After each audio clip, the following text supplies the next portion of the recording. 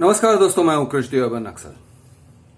दोस्तों, आज हम बात करने जा रहे हैं कि प्री मैरिटल सेक्स, शादी से पहले सेक्स करना अच्छा है या नहीं। सवाल ये नहीं है कि ये हो रहा है कि नहीं हो रहा है, लोग कर रहे हैं, करने वाले करते हैं, लेकिन सवाल ये है क्या ये अच्छा है, क्या ये सामाजिक दृष्टि से अच्छा है, क्या ये जो इंडिविजुअल पार्टीज हैं लड़के के लिए अच्छा है, लड़की के लिए अच्छा है। ये सवाल है। और पहले से मैं आपको बता दूं कि मेरा इसमें ओपिनियन क्या है। मेरा ओपिनियन है कि ये अच्छा है, ये जरूरी है, ये बहुत जरूरी है। अब जैसे ही मैंने ये कह दिया, जो लोग अपने आप को समाज के ठेकेदार समझते हैं, समाज, संस्कृति, परंपरा वगैरह वगैरह, धर्म, तो वो सारे लोगों को लगेगा यार ये जानबूझ के टेढ़ा बोलने लगा है और जानबूझ के टेढ़ी बात करना चाहता है कि जिस चीज को वो जानता है कि वो गलत है उसको वो सही साबित करने निकला है। ऐसे नहीं है। मेरे भी बच्चे हैं, मेरा भी बेटा भी है, बेटी भी है, और दोनों की शादी नहीं हुई है। और मैं बहुत क्लियरली, यानी जब मैं सोचता हूं तो मेरे बच्चों के बारे में भी सोचता हूं, मैं अपने दिनों को भी याद करता हूं, यानी 360 डिग्रीज के हिसाब से मैं सोच रहा हूं। और 360 डिग्री सभी एंगल से देख के मैं ये बात आपको कहने जा रहा हूं। आपको बुरा मानना है तो मानो, आपको मुझे मेरे बारे में भला बुरा कहना हो या आपको सोचना हो कि इस आदमी की नियत खराब है वगैरह, प्लीज गो अहेड। आप कह सकते हो, आप सोच सकते हो, वो आपका प्रिविलेज है। लेकिन मैं अपनी बात आपके सामने रखने जा रहा हूं, सुनिए। तो दोबारा एक बार क्लैरिफाई कर देता हूं। मेरा मानना है कि लड़कों को और लड़कियों को प्री मैरिटल सेक्स यानी शादी से पहले संभोग, जिसके साथ वो शादी करना चाहते हैं, खास करके उसके साथ संभोग करना जरूरी है। मैं कैजुअल सेक्स की बात नहीं कर रहा हूं, मैं हुकअप कल्चर की बात नहीं कर रहा हूं। मैं ऐसे नहीं कह रहा हूं यार किसी के साथ भी करो यार, क्या फर्क पड़ता है, वो नहीं कह रहा हूं। मैं ये कह रहा हूं कि अगर आप शादी करने के बारे में सोच रहे हो, अगर आप एक दूसरे के बारे में सीरियस हो, स्टडी बॉयफ्रेंड गर्लफ्रेंड हो, मंगेतर हो, है आपकी कोई, यानी आप एंगेज्ड कपल हो, फियांसी का रिलेशनशिप है, या फिर किसी भी तरह से, यानी इंक्लूडिंग अरेंज्ड मैरिज। अब जो लोग अरेंज्ड मैरिजेस करते हैं, करवाते हैं, उनके लिए मैं जो कह रहा हूं वो बहुत ही एक यानी न डाइजेस्ट करने वाली बात है। क्योंकि उनका मानना कुछ ऐसे रहता है कि हम कैसे हमारी बेटी को या हमारे बेटे को हम कैसे परमिशन दें कि वो जाके उस लड़की के साथ या उस लड़के के साथ संभोग करे, कैसे कह सकते हैं।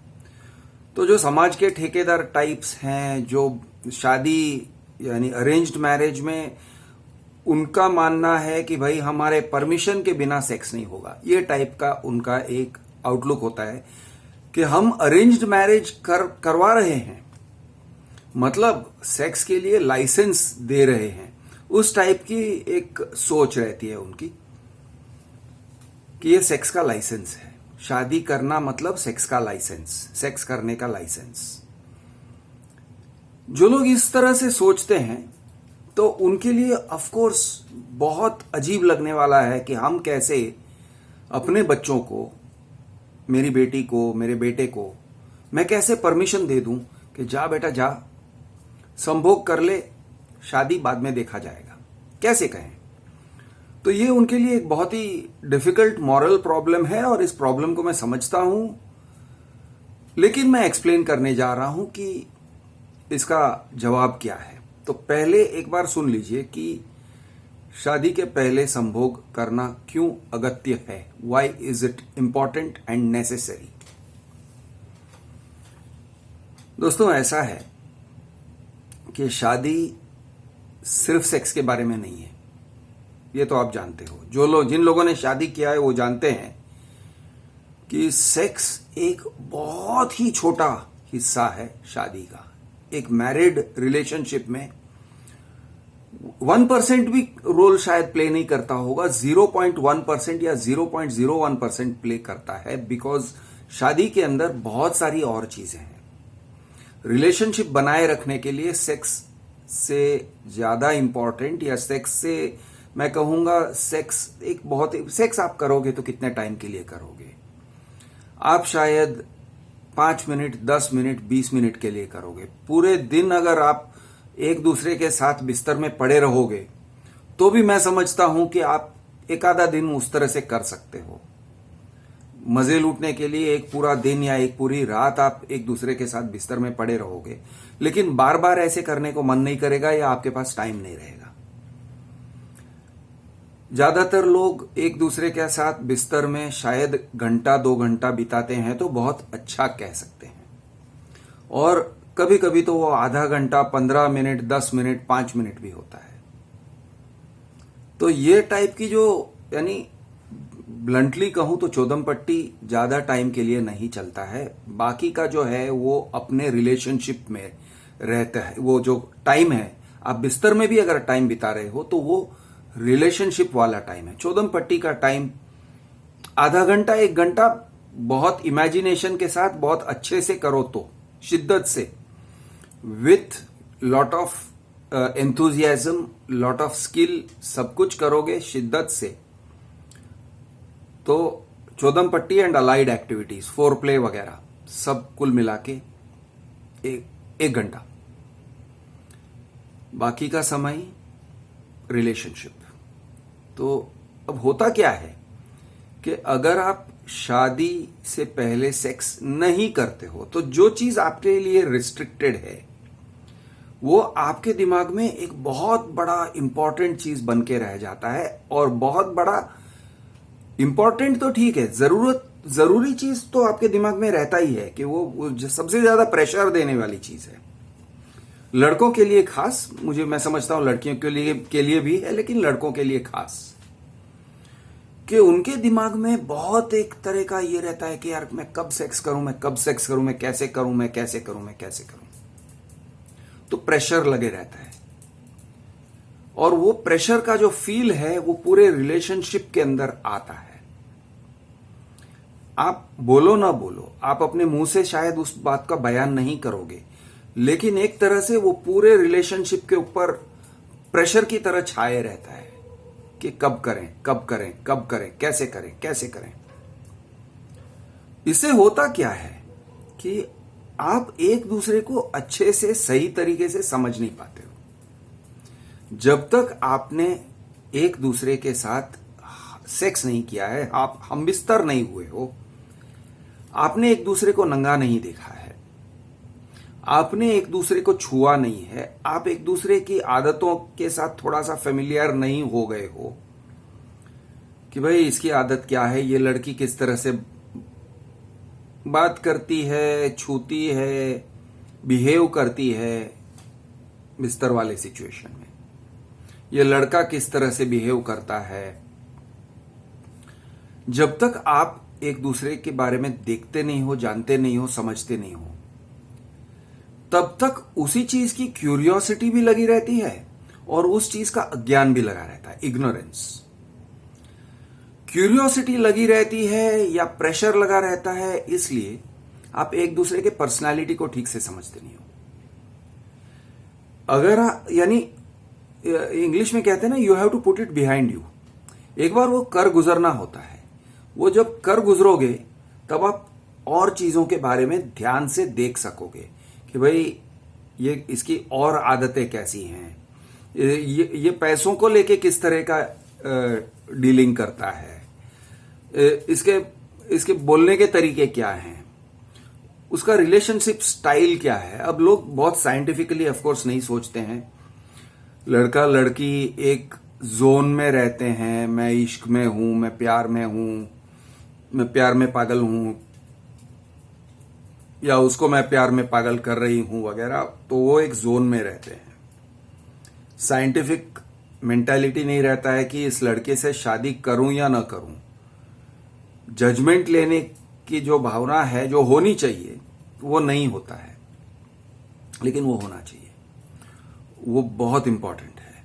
और शायद वो एक मेन उद्देश्य से मैं कह रहा हूं कि शादी करने से पहले बंदे को आजमा लो या बंदी को आजमा लो।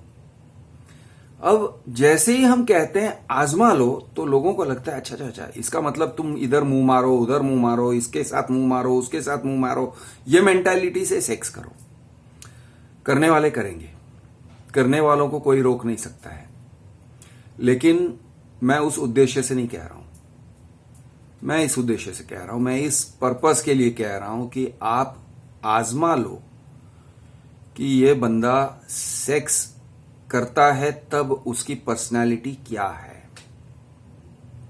लड़कियों को एक बहुत क्लियर कट मैसेज है, अगर वो बंदा आपको प्री मैरिटल सेक्स में आनंद नहीं देने वाला है, वो आपके नीड्स के ऊपर फोकस नहीं करता है,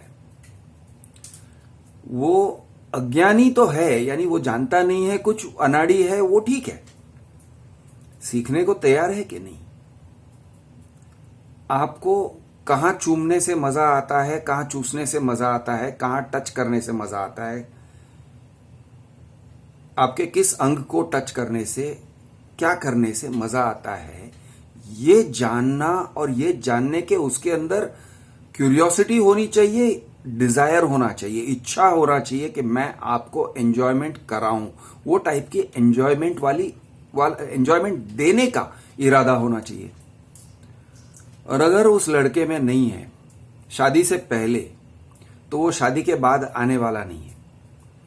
और शादी के बाद आप फ्रस्ट्रेट हो जाओगे, डिसग्रंटल हो जाओगे, आप बोलोगे यार मुझे मजा ही नहीं आ रहा है, सेक्स में क्यों करूं, नहीं करना चाहती हूं, मेरा मन मर जाता है, मुझे बिल्कुल इंटरेस्ट नहीं है। ये टाइप का अगर माहौल बनेगा तो आपकी शादी खराब होने वाली है, आपकी शादी खराब होने वाली है, उसका मूड खराब रहेगा, आपका मूड खराब रहेगा। आप या तो बहुत रूखे सूखे रहोगे, या फिर वो डिमांडिंग टाइप का बंदा है तो गुस्सा हो जाएगा, झगड़े होने वाले हैं, हाथापाई हो जाएगा उस चीज को लेके। तो ये एक कारण है, मैं एक कारण बोल रहा हूं, वैसे बहुत सारे कारण हैं। एक कारण है कि उसको आजमा लो, ये बंदियों को कह रहा हूं। और अब बंदों को कह रहा हूं, बंदों को भी कह रहा हूं कि भाई लड़की की एटीट्यूड क्या है। वैसे शादी के बाद एटीट्यूड बदल सकता है, ये हम सबका बदलता है, थोड़ा बहुत तो बदलने वाला है, अनिवार्य है। लेकिन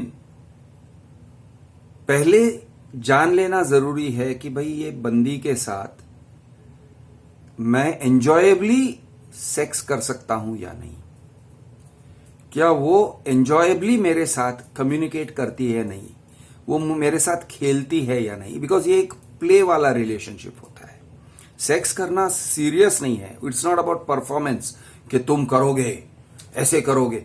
थोड़ा एक हल्का फुल्का सा अंडरस्टैंडिंग वाला, जेंटलनेस वाला, प्यार वाला, एक्चुअली उसको कहते हैं इंग्लिश में मेक लव। मेक लव मतलब प्यार करना। तो सेक्स के लिए मेक लव कहना उचित है। अगर वो लड़की मेक लव नहीं करती है या लड़का, लेकिन मैं अब बंदों से बात कर रहा हूं, कि अगर लड़की मेक लव नहीं करती है, वो लव मेकिंग नहीं करती है, और उसका जो पूरा फंडा है वो ऐसा है कि मैं बिस्तर में आऊंगी, कपड़े खोलूंगी, लेट जाऊंगी, फिर भाई तुझे जो करना है तू कर ले, और करके निकल ले। अगर ये टाइप का एटीट्यूड है, अब इस टाइप के एटीट्यूड को आप बदल नहीं सकते हो। शादी के पहले नहीं बदल सकोगे तो बाद में तो नहीं ही बदल सकोगे। शादी के पहले भी शायद बदलना मुश्किल होता है, क्योंकि लोगों की मेंटालिटी होती है इस टाइप की चीजों में। मेंटालिटी को सुधारना, किसी से कहना कि भाई तेरी जो मेंटालिटी है, तेरी जो सोच है, ये सोच गलत है, और इसको सुधार ले, तू ऐसे कर, और वो करेगी। अब बहुत रेयरली ऐसे होता है कि तुम कहोगे, तुम सिखाओगे और वो करेगी। मतलब पहले से आपको फिल्टर आउट करना होता है कि ये बंदी बिस्तर में आइस ब्लॉक बन के पड़ी रहेगी या मुर्दे की तरह पड़ी रहेगी, ठंडे मुर्दे की तरह पड़ी रहेगी, या फिर वो इस भावना से है कि मैं शरारा हूं, मैं मजे चखाऊंगी वगैरह वगैरह, मैं तुझे जन्नत दिखाती हूं, ये टाइप का टेम्परामेंट है क्या, ये जानना बड़ा जरूरी है। और पहले से अगर ये टाइप का टेम्परामेंट नहीं है तो भाई पहले से एक टाटा बाय बाय कह सकते हो। अब आप कहोगे अच्छा, इसका मतलब कि जिस लड़की को सेक्स करना नहीं आता है उसको टाटा बाय बाय, मतलब उसकी शादी नहीं होने वाली है। और मेरा जवाब है करेक्ट, बिल्कुल करेक्ट, 100% करेक्ट। जिस बंदी को या जिस बंदे को सेक्स करना आता नहीं है, सेक्स करने में मजा नहीं आता है, मजे देने में मजा नहीं आता है, वो लव मेकिंग नहीं करते हैं, उनकी पर्सनैलिटी उतनी डेवलप नहीं हुई है, उतनी इवॉल्व नहीं हुई है, उन लोगों को शादी नहीं करना चाहिए, उनकी शादी नहीं होनी चाहिए। ये मैं कह रहा हूं, बिल्कुल कह रहा हूं। और फिर भी अगर आपको लगता है नहीं उसके वो बहुत पैसे वाला है वगैरह वगैरह, या जो आपके कारण से आप शादी करना चाहती हो या आप शादी करना चाहते हो, तो करो, कौन मना कर रहा है। लेकिन कम से कम आपको एक पहले से पता चल जाएगा कि ये बंदा क्या है, कैसा है, बेड में क्या है, बिस्तर में क्या है। अच्छा, बिस्तर में ही नहीं, क्योंकि सेक्स हालांकि बिस्तर में होता है, लेकिन उसका पूरा एक एटीट्यूड पता चलेगा आपको। उसका वो सेल्फिश है या सेल्फलेस है, वो आपको प्लेजर देना चाहता है या नहीं देना चाहता है, वो सेल्फिश है कि वो प्लेजर करवाना चाहता है, वो चूसवाना चाहता है फॉर एग्जाम्पल, लेकिन चूसने को तैयार नहीं है। ओके, वो मजे लेना चाहता है, लेकिन फिर जब मजे देने की बात आती है तो बोलता है छी, गंदी, मुझे अच्छी नहीं लग रही है तू, या फिर पलट के सो जाता है। इस टाइप के जो बिहेवियर्स होते हैं कि चढ़ता है, चकाचक हो गया, चलो सो जाओ, ये टाइप का जो बिहेवियर होता है बड़ा सेक्सुअली सेल्फिश बिहेवियर होता है, लेकिन होता है लोगों का। ये टाइप के बिहेवियर्स होते हैं और बहुत कॉमन है। अगर इसको सुधार सकते हो तो शादी के पहले आप सुधारोगे। शादी होने के बाद फिर आप डाइवोर्स करने निकलोगे, इसका मतलब आपने अपने आप को पहले धोखा दिया, सेक्स न करके, प्रीमैरिटल सेक्स न करके, और अब उसका प्रायश्चित कर रहे हो। और शादी, देखो, एक रिलेशनशिप को ब्रेकअप करना मुश्किल है, उसमें भी दर्द है। रिलेशनशिप ब्रेकअप्स बहुत पेनफुल हैं, लेकिन फिर भी ब्रेकअप्स में दर्द होता है। शादी से पहले ब्रेकअप करने में दर्द जो होता है, वो शादी करने के बाद डाइवोर्स करने में, तलाक लेने में, उसका जो दर्द है वो दूसरा वाला दर्द कई ज्यादा है। तो बेहतर होगा अगर जो दर्द लेना है तो पहले से दर्द ले लो, वो उसका एक 10वां भाग है। डाइवोर्स करने निकलोगे, कोर्ट कचहरी में वो घसीटेगा,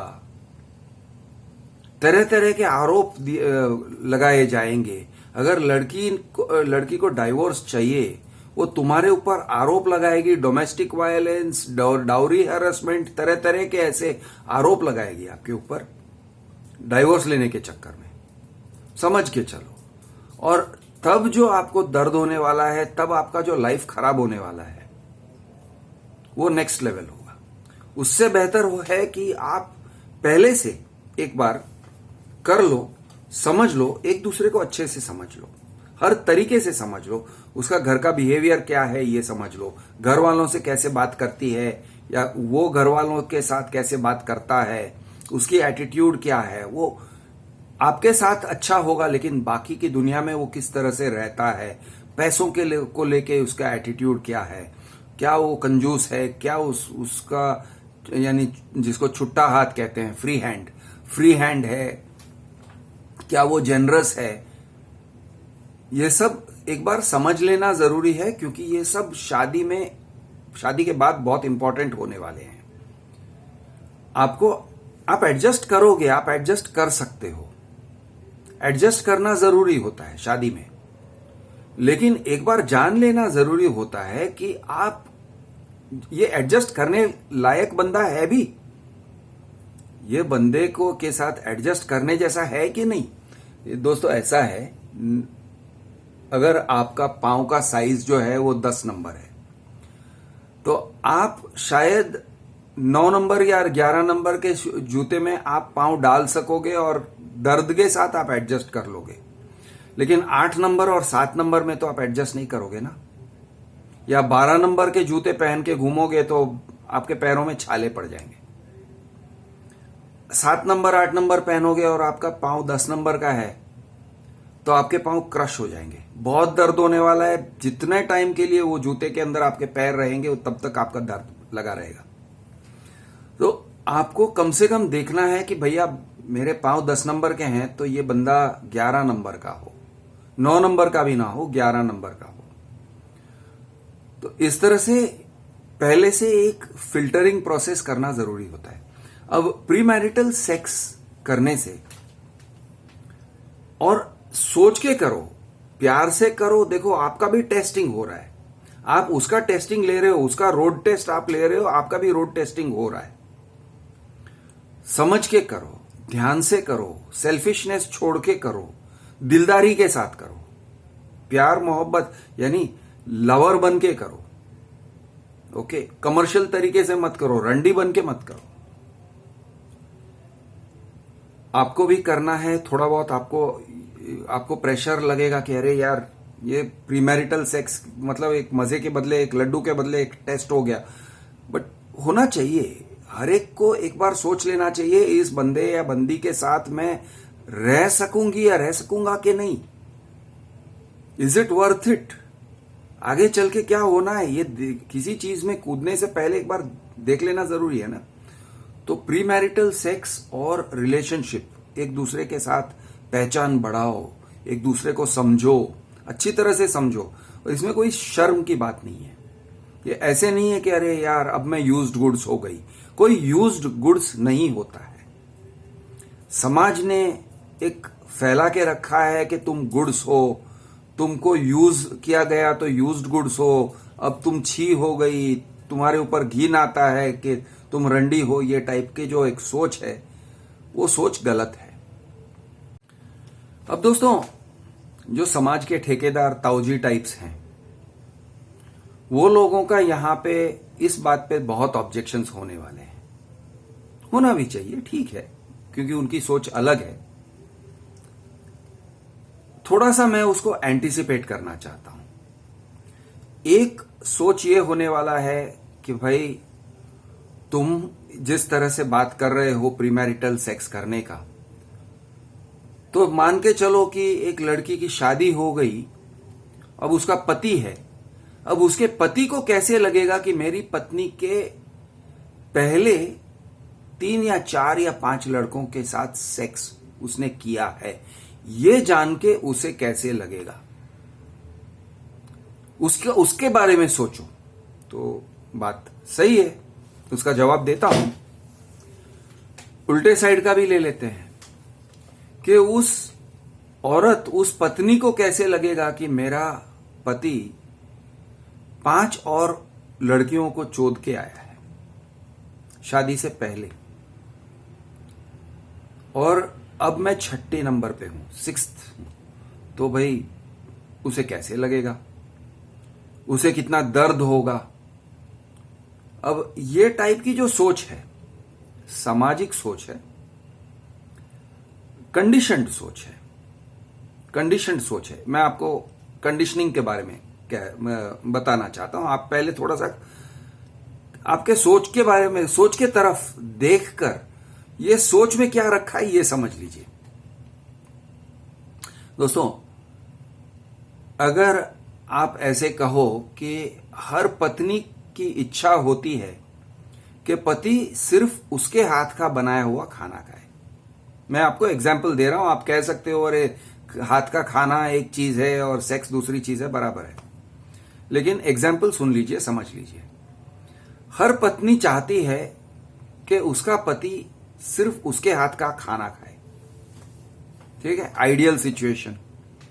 तो भाई इसका मतलब कि आप उसे वो जाके होटल में खाना खाता है तो वो आपके कुकिंग का अनादर कर रहा है। ये आप सोच सकते हो और सोच के बहुत गलत भी लगा सकते हो कि उसने ऐसे कैसे खा लिया, किधर भी मुंह मार के आया, कुछ भी खा लेता है, हर चीज अपने मुंह में ठूस लेता है, तो कैसा आदमी है, सोच सकते हो। या फिर ऐसे कि आपके पति अगर किसी के साथ पिक्चर देखने गए, उनके पहले के गर्लफ्रेंड्स के साथ पिक्चर देखने गए थे, मैं दूसरा टाइप का एग्जाम्पल दे रहा हूं, तो आप कह सकते हो अरे मेरे पति तो सिर्फ मेरे साथ पिक्चर देखना चाहिए, वो उस दूसरी औरत के साथ, दूसरी लड़की के साथ, अपने पहले की गर्लफ्रेंड के साथ वो पिक्चर देखने गए थे, अब मेरा पति नहीं रहा। जेलस होना चाहते हो उसके पहले के गर्लफ्रेंड्स के बारे में, हो सकते हो सिर्फ पिक्चर देखने गया था, लेकिन हाँ ठीक है, उन दोनों ने चौदम पट्टी नहीं किया, वो दोनों बिस्तर में नहीं आए, लेकिन उसने उसके साथ पिक्चर देखा और पिक्चर में उसने हाथ पकड़ा होगा, थिएटर में उसने हाथ पकड़ा होगा, पप्पी चुम्मी भी ली होगी, तो मुझे जेलसी फील हो रहा है, मुझे बहुत गुस्सा आ रहा है। तो भाई उसके बारे में भी आप गुस्सा कर सकते हो। अच्छा, अगर आपके पति किसी लड़की से सिर्फ फोन पे बात करते थे, लेकिन फोन पे भाई कभी कभी दिल की बात भी हो जाती है, तो फोन पे बात करते थे और आप उसको भी ऑफेंस ले सकते हो, अरे मेरे पति एक एक घंटे के लिए, दो दो घंटों के लिए अपनी प्रीवियस गर्लफ्रेंड के साथ फोन पे बात कर सकते थे। उस पे भी आप, अरे उसने मुझे जितना बताया नहीं है उतना उसने अपने प्रीवियस गर्लफ्रेंड को बताया। आपको गलत मानना है तो उसमें भी आप गलत मान सकते हो। Classmates, 10th standard 12th standard में अगर कोई लड़की थी या कॉलेज में जो उसके बाजू में बैठती थी और उसे अपने पेपर में से कॉपी करने देती थी और उन दोनों के बीच में हल्का सा कुछ प्यार मोहब्बत था, या कहा भी नहीं होगा, फिर भी भाई पेपर देखने पढ़ने देना, क्वेश्चन आंसर पेपर से कॉपी करने देना एग्जाम्स में, ये भी तो एक मोहब्बत ही तो है। मोहब्बत नहीं है तो क्या है। और कभी आपके पति ने उसकी टांगों को झांक के देखा होगा और पता नहीं कि आपके यानी थोड़ा आपके पति की नसीब अच्छी थी तो कभी कभी चड्डी भी दिख गई होगी उसके स्कर्ट में से। हाय तौबा, आपके पति ने किसी गैर लड़की के चड्डी देखे थे, उसकी लंबी लंबी टांगे देखी थी। अब भाई ये कैसे हो सकता है, और वो याद भी कर रहा होगा। तो वैसे जेलस फील करना हो तो आप किसी भी चीज पे जेलस फील कर सकते हो। कहने का मतलब ये है, सेम थिंग मर्दों के लिए। आपकी पत्नी के बॉयफ्रेंड नहीं रहे होंगे चलो, लेकिन उसका कोई क्लासमेट था जो बिल्कुल लट्टू था, पागलों की तरह उसके पीछे लगा हुआ था। आपको जेलसी फील करना है तो कर सकते हो, अरे वो तुम्हारा कितना बड़ा आशिक था, मेरे से ज्यादा तो वो प्यार करता था तुम्हें, जब जब वो तुम्हें देखता था तो उसका दिल ऐसे नाच उठता था। उसने आपके पत्नी को उस तरह से देखा है, यानी आपकी पत्नी मान के चलते हैं कि सुंदर है, और आपका उम्र आज 30 साल का है। अरे यार 30 साल के उम्र में जैसी भी दिखती होगी, लेकिन 16 साल 18 साल का जो ब्यूटी है उसको उसने एंजॉय किया है, उस ब्यूटी का जो रस है वो रस तो उसने चखा है।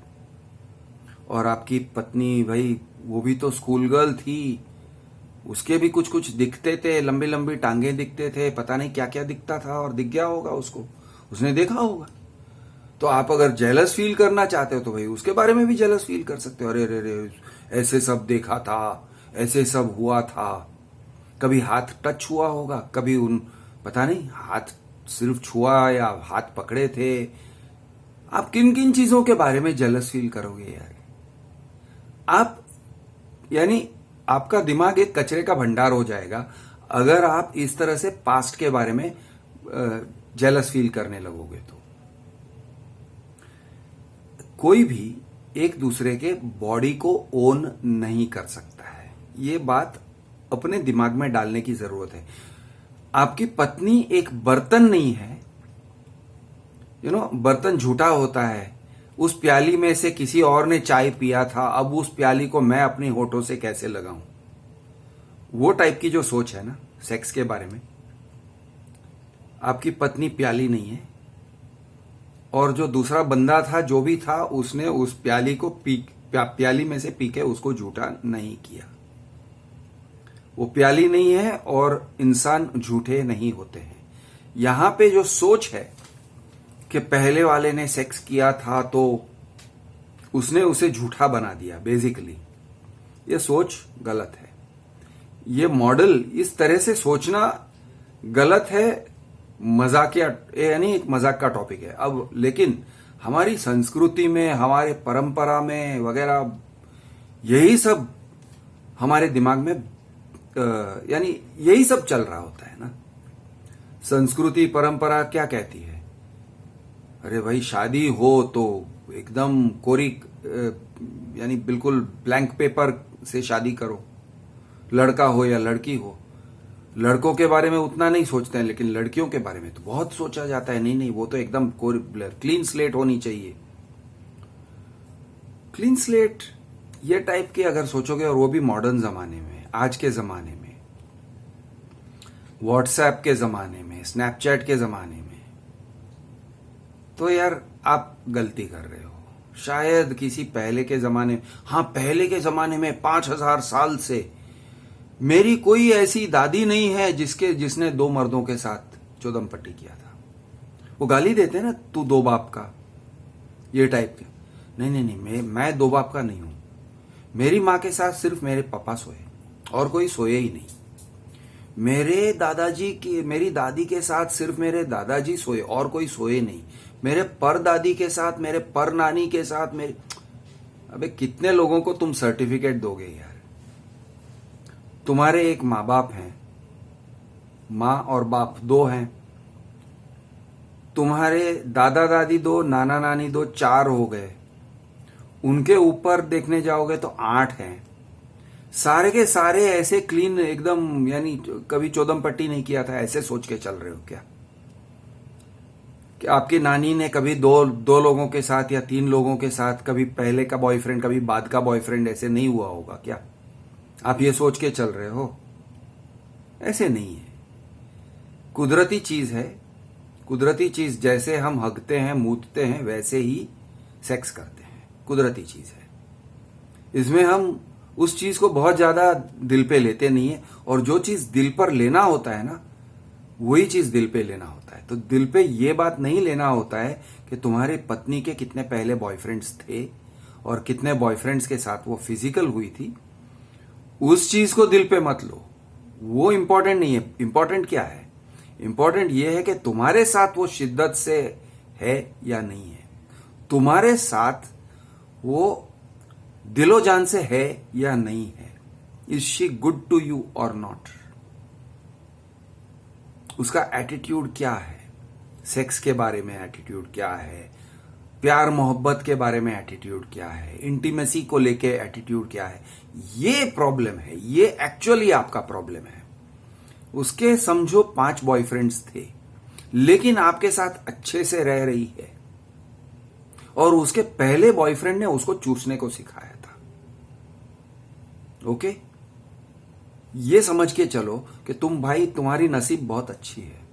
तुम्हारा नसीब, तुम बहुत लकी हो क्योंकि किसी ने तुम्हें उसको ट्रेन कर दिया, और दूसरे बॉयफ्रेंड ने उसको कुछ और सिखाया था, और ऐसे करते करते वो बहुत सीख कर आई है। आप कहोगे घाट घाट के पानी पी के आई है, मैं उसको रिजेक्ट कर दूंगा।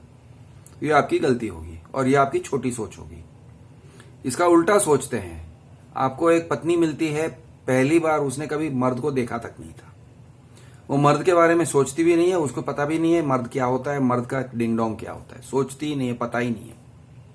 उसको सेक्स क्या है पता नहीं है, ठीक है। एकदम कोरी लड़की है, आपके सामने आके लेट जाती है, बेड में ढम करके लेट जाती है, या वो लेटती भी नहीं है, तुमको लिटाना पड़ता है, जबरदस्ती करके लिटाना पड़ता है, उसके ऊपर चढ़ के उसके कपड़े फाड़ के निकालने पड़ते हैं सुहाग रात के बाद। ऐसा सीन होता है जैसे कि आप जबरदस्ती कर रहे हो उसके ऊपर। उसको प्रेफर करोगे क्या? और एक बात, वो टाइट हो जाती है, ऐसे टाइट हो जाती है, मुट्ठी की तरह बंद हो जाती है, तुम अंदर घुस ही नहीं सकते हो। ड्राई भी है, टाइट भी है, मुट्ठी की तरह तुम अंदर घुस ही नहीं सकोगे। फाइट करती है, तुमको पता नहीं होगा, तुमको लगेगा हाँ हंस के बोलती है, हाँ हंस के बोलती है, बाहर हंस के बोलती है, हाथ भी पकड़ती है, चुमी भी शायद देती है, लेकिन जैसे ही सेक्स करने जाओगे सब खत्म। टाइट बंद हो जाती है, कुछ नहीं करती है, प्यार मोहब्बत पप्पी चुम्मी कुछ नहीं, लड़ाई झगड़ा फुल ऑन। हट, मेरे से दूर हट, ये क्या गंदे काम करने जा रहे हो। अब तुम क्या करोगे? अब तुम फंस गए ना बेटा। तुमको कोरा कागज चाहिए थी, कोरा कागज मिल गई और वो कोरी ही रहेगी, तुम्हारे साथ भी नहीं करेगी बेटा।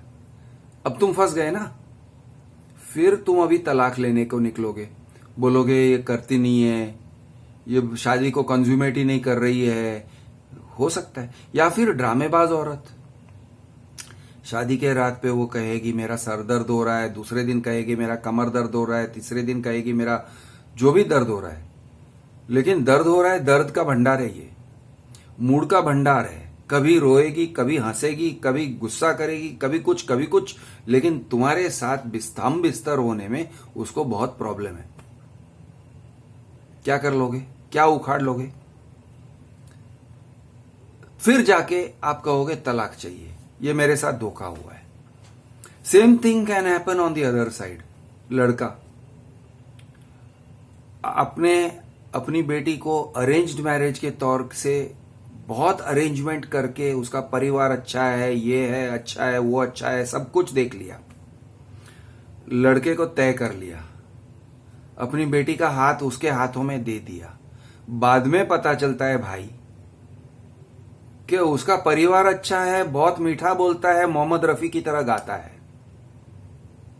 ओके, और एकदम आनंद अंबानी की तरह मालदार है, बहुत वेल्दी है, लेकिन साला उसका लुल्ली खड़ा नहीं होता है, वो परफॉर्म नहीं कर सकता है, वो कुछ भी नहीं कर सकता है, पोते देने की तो बात दूर रही, वो कुछ कर ही नहीं सकता है, सेक्सुअली जीरो। हो सकता है, क्यों नहीं हो सकता है? अब आपकी बेटी रोते रोते आपके पास आएगी। अगर आपकी बेटी को एक चाहत है कि भाई मेरा तो सेक्स लाइफ होना चाहिए, कुछ तो होना चाहिए, मजे आने चाहिए लाइफ में, अगर कुछ तो एम्बिशन है उसका, अब वो रोते रोते आपसे कह भी नहीं पाएगी, वो कह भी नहीं पाएगी, क्या कहेगी? तब जाके आपको पता चलेगा अरे यार ये मैंने क्या कर डाला। फिर कहोगे नहीं नहीं बेटा, लेकिन वो परिवार तो अच्छा है। फिर क्या कहोगे उससे कि कोई आशिक ढूंढ लो या देवर को पटा लो, क्या कहोगे? इसके 100 बात की एक बात, संस्कार, परंपरा, 5000 साल पुरानी परंपरा, हम लोग शुद्ध घी की तरह हैं, वो सब छोड़ो। सिंपल बात यह है, हम इंसान हैं, हम धरती पे रहते हैं, इंसानों की तरह रहते हैं, ऑर्डिनरी ह्यूमन बीइंग्स हैं, मर्द और औरत हैं। हमारे लाइफ के मेन पैरामीटर्स जो हैं उनमें से एक होता है सेक्स, वैसे बहुत सारे और हैं। शादी के लिए उसकी जरूरत होती है एक रीजनेबल टाइप का एश्योरेंस। वैसे कोई 100% एश्योरेंस तो कह नहीं सकता है, लेकिन एक रीजनेबल एश्योरेंस होना चाहिए कि भाई सेक्स अच्छा होने वाला है, रीजनेबल एश्योरेंस। ये आपके बेटे की बात हो या आपकी बेटी की बात हो या आपकी खुद की बात हो, लेकिन आप रीजनेबली एक अपने आप को अश्योर कर सकते हो।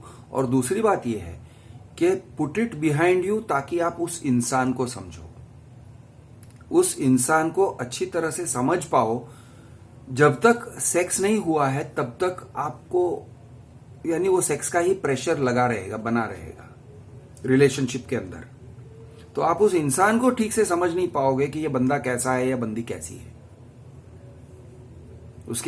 उसकी सोचने की आदत क्या है, उसके बोलने की आदत है, उसकी कड़वी जुबान है, मीठी जुबान है, वो पूरा अपने आप को बंद करके रखेगा।